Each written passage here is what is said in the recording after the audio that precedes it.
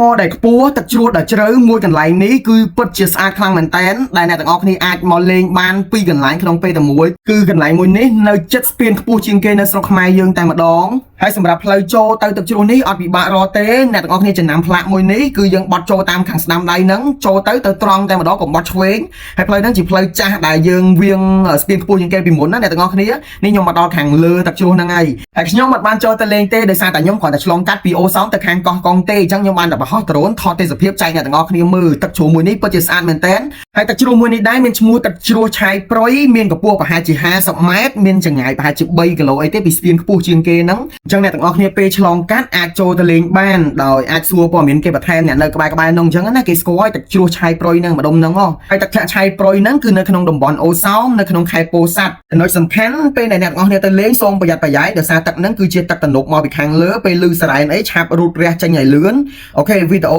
ខ្ញុំបានមកដល់ទីបញ្ចប់ហើយអស់ត្រឹមហ្នឹងហើយអរគុណច្រើនជម្រាបលាអ្នកទាំងអស់គ្នាកុំភ្លេច follow page ផងបាយបាយ